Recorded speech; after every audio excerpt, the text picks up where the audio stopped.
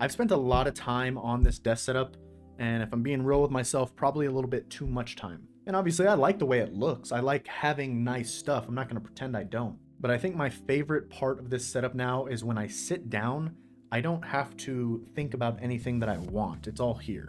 Everything that I need is within arm's reach. If I want to edit, I can edit. If I want to work, I can get to it. If I get a random idea, I can just press record and start going. And at the very end of the day, if I just want to throw on some Call of Duty, I throw that dead center. So rather than doing a normal desk tour and just showing you everything that I own, I'd rather just show you how I use it throughout my day. Because I think that's what makes a good setup, not really thinking about how much I have, but how little I have to think about what I have. Most days, everything starts here, and the desk itself isn't hard to miss. It's 98 inches long, about an inch and a half thick acacia butcher block. It's massive, but that's actually the main reason I wanted it.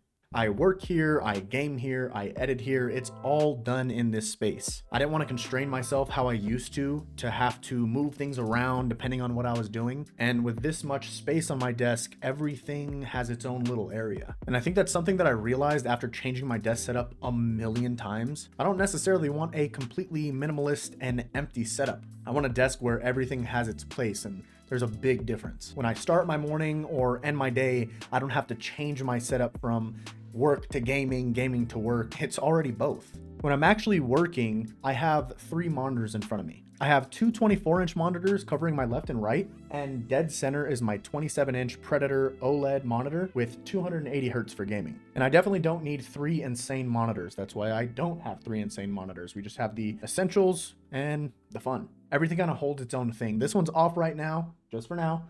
This is where my work is. So we'll have like emails, chats, we'll have OBS and streaming software. And then here's where we'll have like main editing and gaming. This center monitor is probably where I spend 90% of consuming my content. Since it's OLED, it looks crystal clear, 1440. So I basically have one really good monitor and then 2 others that just help make things easier. I love it.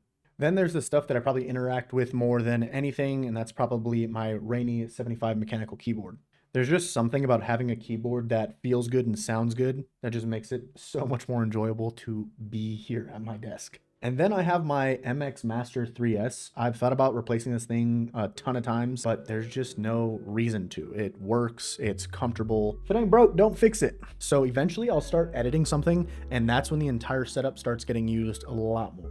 Sometimes I'll actually completely edit a video using my iLoud micro monitors. And that's if I've just been sitting here all day long and I don't want anything sitting on my head anymore. I can edit with them, listen to music, whatever. But if I really need to lock in on the audio and hear everything, that's where I usually pull out my Sennheisers. But if you want to hear more about these, I actually have a short on all platforms about these guys. They're awesome. And just to show you how annoying I get with audio, I have my headphones here, I have my speakers here, and then I even have my in-ear monitors over there by Ahul. It's the 5+2s or the Performer 7s. They all have their different uses, so don't bother me about it. Now, all of my audio runs off of the Fosse K7, so it handles the audio conversion, powers my headphones. It's pretty much just like an audio hub for my entire desk. Now, back to my IEMs for a second. These are entirely for music. I don't really love them for gaming because the directionality just isn't there. It's not what I'm looking for. But if I'm just working and I kind of want to block things out without full-on noise cancellation, this is what I go for. Again, just a different tool, different job. And then at some point throughout the day, my work turns into creating something. So whether I'm streaming, doing a voiceover, my Samsung Q9U is usually right about here. I don't have to pull it out of a drawer. It's ready to go. So that's another reason why I have most of my recording stuff ready to go. I have my camera, my light. I even have it right here. We have my external monitor so I could frame all of my shots. A lot of you have asked what I record on. The majority of my videos are actually on the iPhone 17 Pro Max. And none of this gear is crazy. Actually, I found all of it on Amazon. It's super budget friendly. I just have things that help me use the rear camera on my iPhone so that it's cheap, it's quick, and that it just works. And then I've got this bag. This thing basically keeps me sane. It has my mics, adapters, LiDAR trackers, some of the different Osmo mounts, my ND filters, all of the annoying little pieces that are incredibly easy to lose. They just go in here. And then we have the little SanDisk drive. It's about 1 terabyte, and you'd be surprised this thing gets used a lot more than you think. I use it constantly to move stuff between my phone and the PC. I'll shoot something in my phone, throw it on here, plug it into the PC, and now I'm editing. I don't want transferring footage to be its own project. Then I've got this phone. You guys might have seen it before. Oddly enough, this might be one of the most important things on my desk. This is basically my dedicated work phone, so no social media, no random distractions.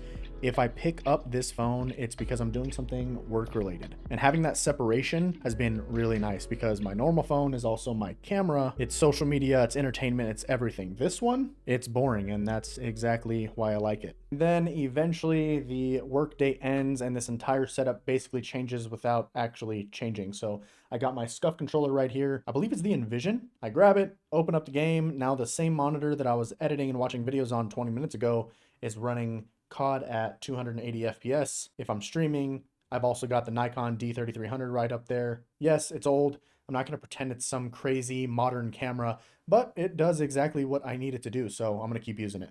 And I mentioned this earlier, but I've got this little Amazon light right next to it. It's soft. I could change the brightness. I could change the temperature.